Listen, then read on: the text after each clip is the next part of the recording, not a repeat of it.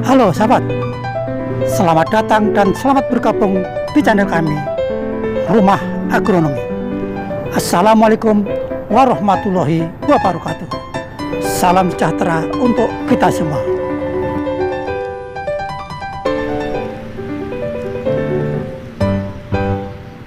Sahabat, produktivitas tanaman karet dipengaruhi oleh banyak faktor.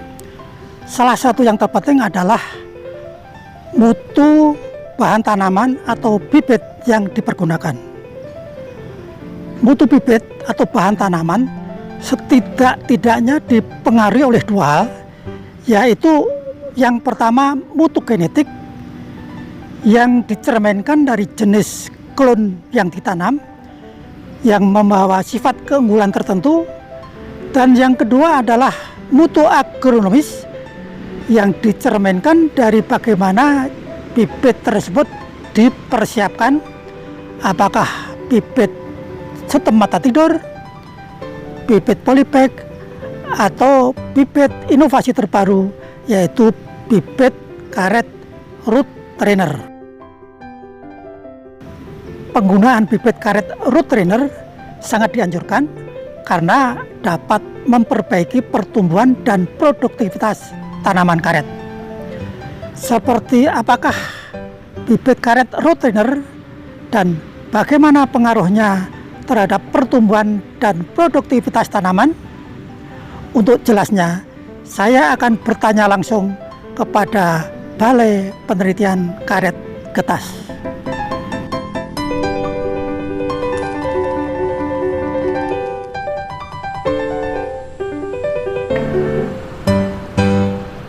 Sahabat, saat ini saya sedang berada di Balai Penelitian Getas, Pusat Penelitian Karet di Salatiga. Lembaga penelitian ini telah menghasilkan inovasi teknologi bibitan karet yang disebut sebagai bibit root trainer. Untuk mengetahui lebih lanjut apa yang dimaksud dengan bibit karet root trainer, saya akan bertanya langsung dengan salah satu peneliti Balai Penelitian Getas, yaitu Bapak Nur Eko Prasetyo. Halo Pak Eko, apa kabar? Alhamdulillah baik Pak. Oke, Pak Eko, banyak masyarakat perkebunan bertanya-tanya tentang bibit karet root trainer karena selama ini yang dikenal oleh mereka adalah bibit konvensional berupa bibit okulasi mata tidur maupun bibit polybag. Nah, untuk itu saya ingin bertanya kepada Pak Eko, apa yang dimaksud dengan bibit root trainer dan apa bedanya dengan bibit konvensional? Silakan Pak Eko. Ya baik Pak Hananto. Jadi bibit karet root trainer ini adalah inovasi terbaru dari kami kaitannya untuk mengupgrade teknologi bahan tanam karet. Oke. Nah, jadi itu hadir untuk melengkapi kekurangan-kekurangan dari bahan tanam karet yang sebelum-sebelumnya dari OFT, kemudian dari tabela atau bibit polybag tabela itu. Nah, bibit karet root trainer ini itu menggunakan wadah khusus Pak. Wadah khusus. Pot maksudnya ya? Pot ya, yang bentuknya itu panjang dan kecil, itu menggantikan polybag. Nah, dikombinasikan dengan media yang khusus supaya dapat membentuk arsitektur akar yang ideal Pak. Ya, sekarang yang dimaksud arsitektur akar ideal itu yang seperti apa? Apakah panjang, apakah bentuknya, apakah banyaknya, dan sebagainya? Ya, perakaran yang ideal itu tentunya yang akar tunggangnya lurus ke bawah Pak. Ya.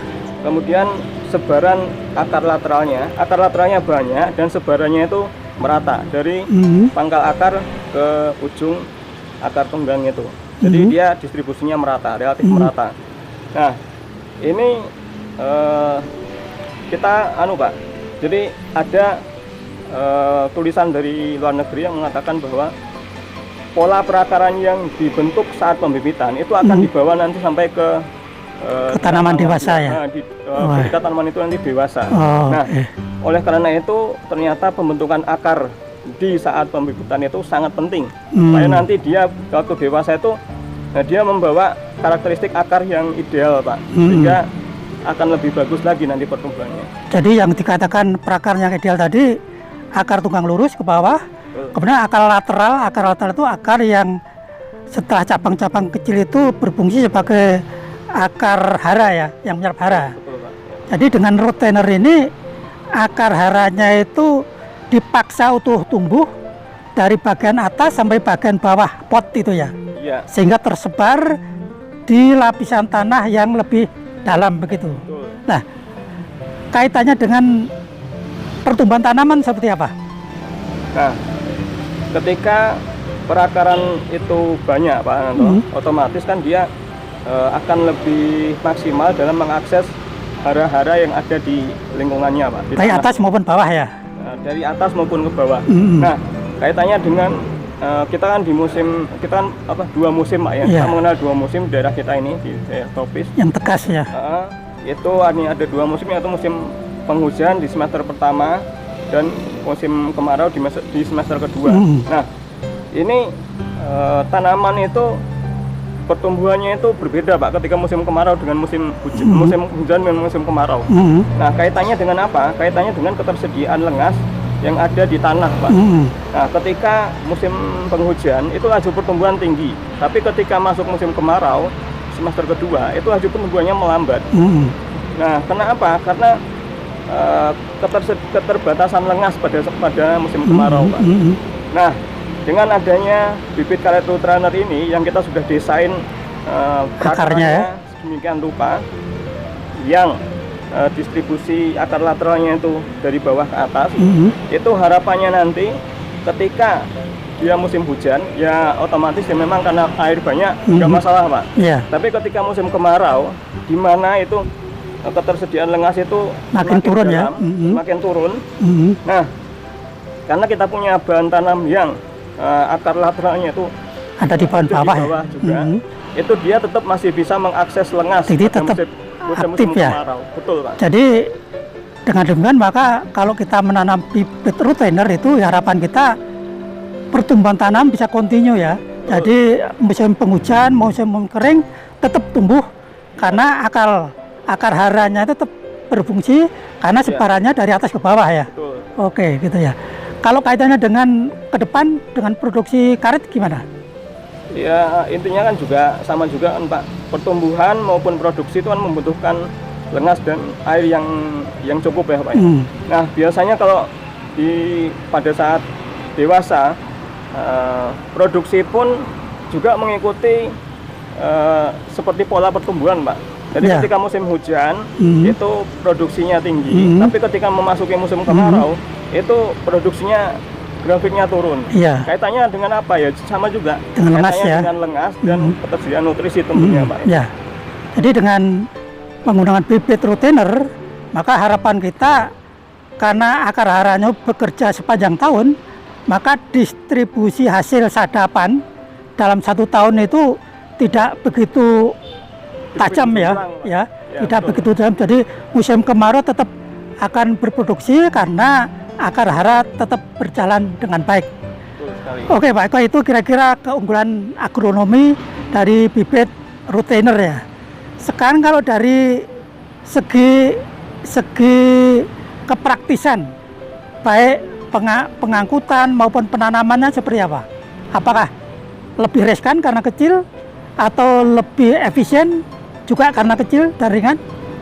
Justru dengan ukuran yang lebih kecil, Pak, kemudian juga bobot yang lebih ringan, itu akan lebih efisien dibandingkan dengan polybag.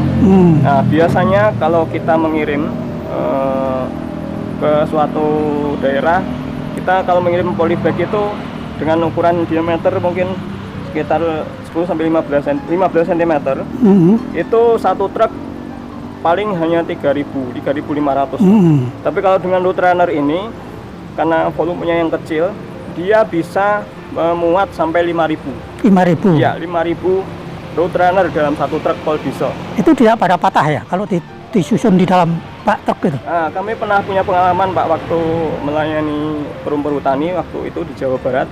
Kami mengirim dari 5.000 root runner. Itu kami ada 2 macam ya, ada bibit polybag, ada bibit root runner. Nah, yang bibit root runner ini dari 5.000 root runner itu hanya 10. Maksimal itu dari beberapa truk rata-rata paling banyak itu 10 yang rusak ya. Rusak itu pun karena jatuh Pak, jatuh ketika pembongkaran. Tapi kalau yang tabela Pak, itu bisa lebih dari itu Pak, bisa 50, bisa sampai 100 polybag yang rusak. Entah itu renyek, entah itu pecah, entah itu membuat tanaman menjadi layu. Nah, itu lebih banyak lah anunya, yang rusaknya itu Pak. Oke Pak Eko. Jadi kalau saya bisa menyimpulkan, banyak keunggulan bibit retainer dibanding dengan bibit konvensional ya. Apakah itu okulasi mata tidur, apakah itu bibit polybag. Nah, keunggulan agronomi diantaranya kita sengaja mendesain perakaran itu, akar-akar haranya itu tersebar dari atas ke bawah ya. Sehingga mempunyai kemampuan menyerap hara lebih baik pada musim penghujan maupun musim kemarau. Harapannya pertumbuhan tanaman menjadi lebih cepat tentunya, sehingga tugas hadap tanaman karet bisa lebih awal dan produksi karet kita harapkan juga merata sepanjang tahun, tidak anjlok seperti bibit konvensional. Terakhir Pak Eko, silakan, Pak. Mungkin banyak sahabat-sahabat kita pekebun, khususnya pekebun karet yang tertarik dengan bibit karet retainer. Kalau misalnya mereka-mereka yang menginginkan informasi lebih lanjut, bisa berhubungan dengan Balai Penelitian Getas. Bisa langsung Pak, silakan cari aja di websitenya. Ada ya. Oke, nanti kita cantumkan di bawah video kita. Dan bibit karet retainer itu apakah bisa dibeli di Balai Penelitian Getas? Dan bagaimana cara pemesannya? Ya, tentunya lewat pre-order Pak, karena kami tidak berani memproduksi barang hidup tanpa ada kepastian penjualan. Jadi stok nggak ada ya? Ya, kami tidak memiliki stok. Sahabat, jadi kalau Anda ingin memesan atau membeli bibit karet retainer, silahkan pesan ke Balai Penelitian Getas ya setidaknya 1 tahun sebelumnya, karena proses pembibitan karet retainer itu membutuhkan waktu yang cukup panjang. Oke Pak Eko, mudah-mudahan bibit karet retainer sukses dan bisa ditanam secara luas oleh para pekebun, dan juga sukses untuk Pak Eko dan teman-teman. Terima kasih.